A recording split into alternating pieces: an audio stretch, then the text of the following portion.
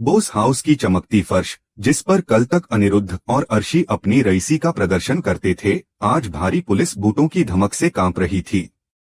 घर में हर कोई सोच रहा था कि सुबह पहले जैसी ही शुरू होगी। अर्शी का घमंड, अनिरुद्ध की अकड़, अदिति की पति को रिझाने की कोशिशें, लेकिन आज ऋषि खाने की मेज पर नहीं आया।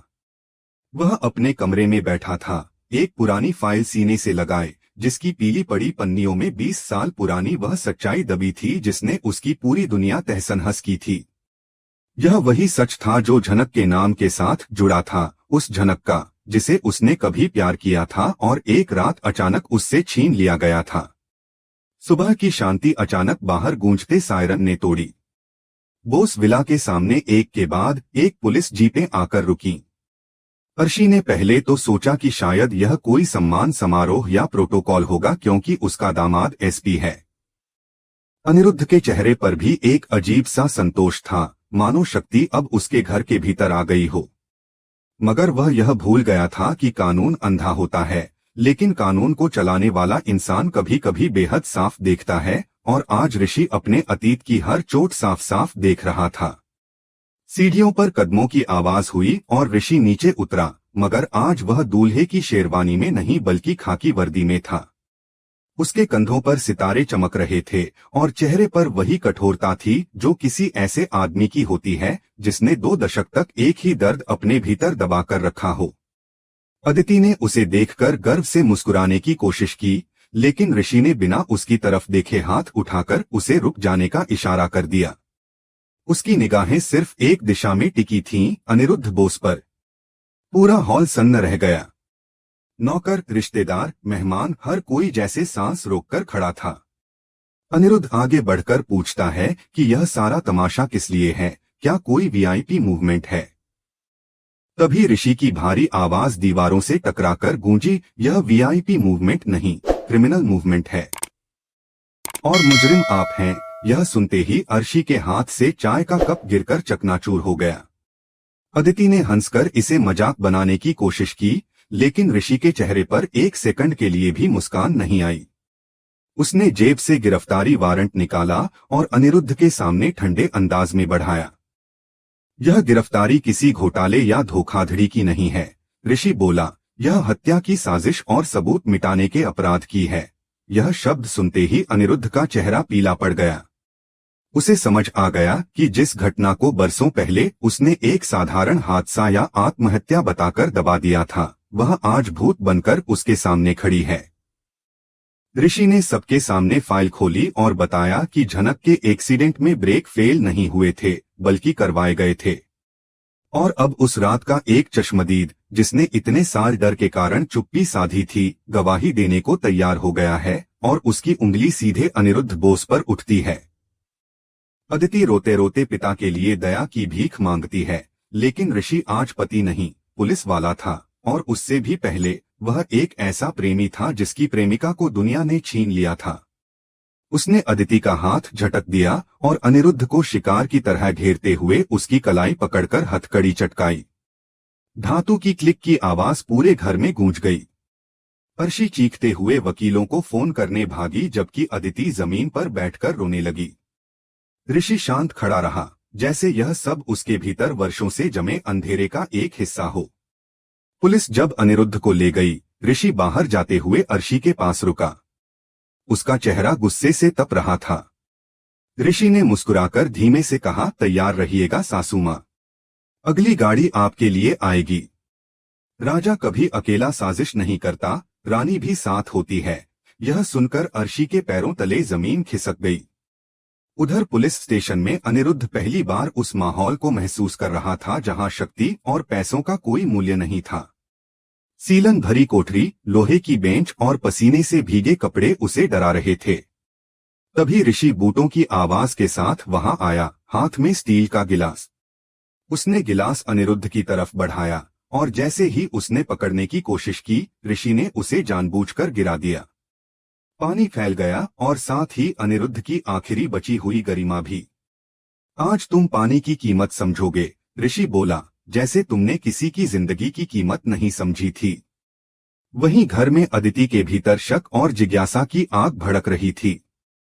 वह ऋषि के कमरे में गई और उसकी चीजों को टटोलते हुए आखिर एक लॉकर खोलने में सफल हो गई। अंदर ना सोना था ना रुपया, सिर्फ एक चांदी की पायल और एक पुरानी डायरी। डरी कांपती उंगलियों से उसने पायल उठाई।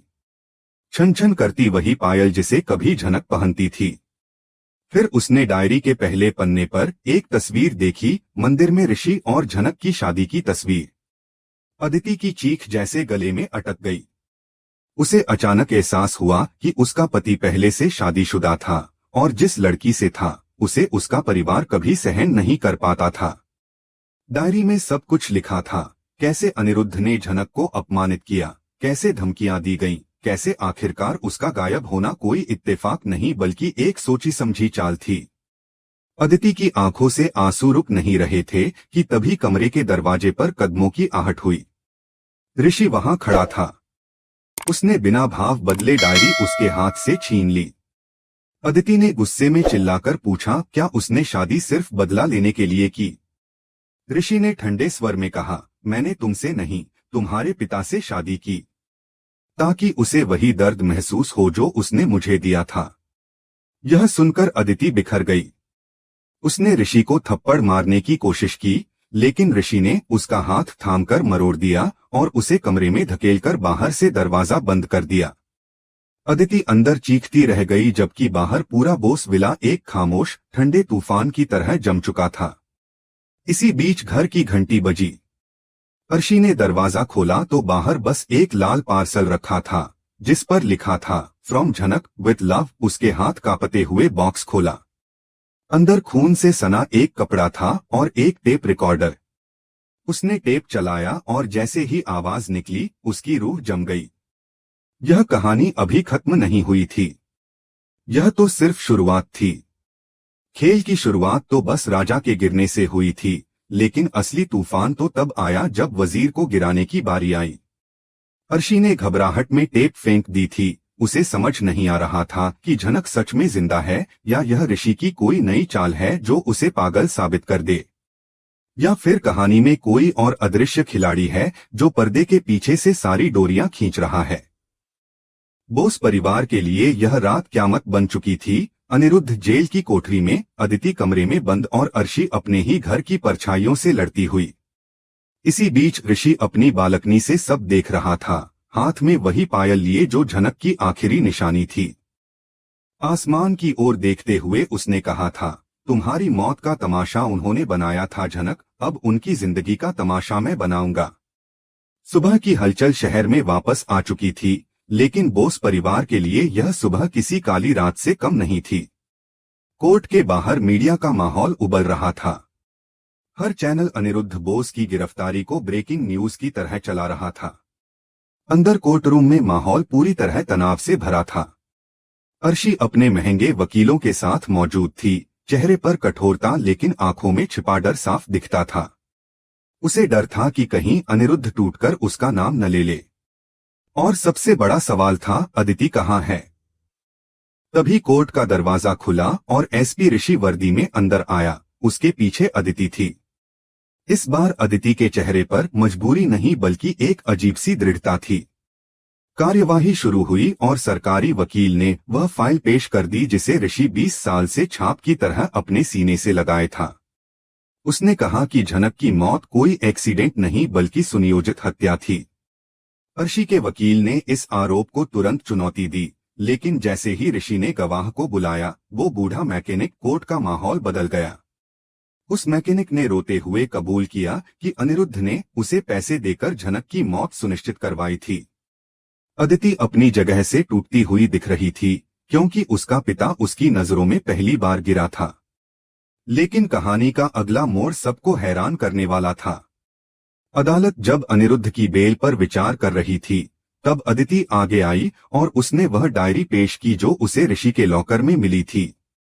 उसने कबूल किया कि ऋषि ने उससे झूठ कहा था, लेकिन डायरी में लिखा सच झूठ नहीं हो सकता। उसने खुलासा किया कि झनक गर्भवती थी। और फिर वह वाक्य आया जिसने सबको हिला दिया, झनक ने मरने से पहले बच्चे को जन्म दे दिया था। ऋषि का दिल बैठ गया। वह विश्वास नहीं कर पा रहा था कि उसका बच्चा जिंदा है। लेकिन अनिरुद्ध ने पागलों की तरह हंसते हुए कहा कि बच्चा जिंदा है, पर उसके राज के साथ ही उसकी लोकेशन भी कब्र में जाएगी। तभी कोर्ट के दरवाजे पर एक और दस्तक हुई। एक वृद्ध महिला और उसके साथ एक 18 से 19 साल का लड़का जो ऋषि की ही परछाई लगता था। वह आगे बढ़ा और बोला, नमस्ते नाना जी, मैं शौर्य, झनक और ऋषि का बेटा। कोर्ट में सन्नाटा पसर गया। ऋषि की आंखों में 20 साल की प्यास एक साथ उमड़ पड़ी। लेकिन अदिति ने स्पष्ट कहा कि वह अब ऋषि की पत्नी बनकर नहीं, बल्कि सच के लिए लड़ी थी। वह रिश्ता खत्म कर चुकी थी। कोर्टरूम के इस हंगामे के बाद कहानी और भी अंधेरी मोड़ पर पहुंच गई। अर्शी अपनी कार में बैठकर कांपते हुए एक नंबर डायल करती है और आदेश देती है कि ऋषि और शौर्य दोनों को खत्म कर दिया जाए। उसे डर था कि शौर्य जिंदा रहा तो बोस साम्राज्य उससे छिन जाएगा। उधर ऋषि शौर्य को लेकर झनक की यादों की जगह जा रहा था और पीछे एक काली एसयूवी उनका पीछा कर रही थी। अर्शी का प्लान था कि दोनों की मौत को एक्सीडेंट जैसा दिखाया जाए। सड़क पर एक जानलेवा पीछा शुरू हो गया। ऋषि ने कार संभालने की पूरी कोशिश की, लेकिन एक जोरदार टक्कर ने सब तहस-नहस कर दिया। कार पेड़ से जा टकराई, धुआं फैला और अटैकर्स बाहर निकले। अर्शी भी आ गई, चेहरे पर पागलपन भरी मुस्कान। उसने आदेश दिया कि शौर्य पर गोली चलाई जाए। गोली चली, लेकिन शौर्य को नहीं लगी। अदिति ठीक उसी पल वहां पहुंच गई थी और उसके सामने कूद गई। गोली उसके कंधे को चीरकर निकल गई। अर्शी की दुनिया उसी पल बिखर गई। उसकी अपनी बेटी उसकी दी हुई मौत से घायल जमीन पर पड़ी थी। पुलिस मौके पर पहुंची और अर्शी को गिरफ्तार कर लिया गया। अदिति को अस्पताल ले जाया गया। ऋषि और शौर्य बेहोशी और डर के बीच खड़े थे। पहली बार शौर्य ने ऋषि का हाथ पकड़कर पूछा, पापा, क्या वो बच जाएगी? यही शब्द ऋषि की आंखों से आंसू बहा देने के लिए काफी थे। कुछ दिन बाद अदिति बच तो गई, लेकिन उसने शहर छोड़ने का फैसला किया। उसने कहा कि उसका रिश्ता ऋषि से उसी दिन खत्म हो गया था जब डायरी खुली थी। वह अपनी पहचान खुद बनाना चाहती थी, बोस परिवार की छाया से दूर। शौर्य को आशीर्वाद देकर वह चली गई। अंत में ऋषि और शौर्य नदी किनारे खड़े दिखते हैं, एक बाप जिसने अपनी मोहब्बत खोकर बदले की आग में 20 साल जला, और एक बेटा जिसने जन्म लेते ही अपनी मां खो दी थी। ऋषि पायल शौर्य को देता है और सूरज ढलते ढलते दोनों की परछाई एक हो जाती है, जैसे झनक की आत्मा मुस्कुराकर उन्हें आशीर्वाद दे रही हो। यह अंत नहीं, बल्कि एक नई शुरुआत थी, सच, प्यार और न्याय की जीत।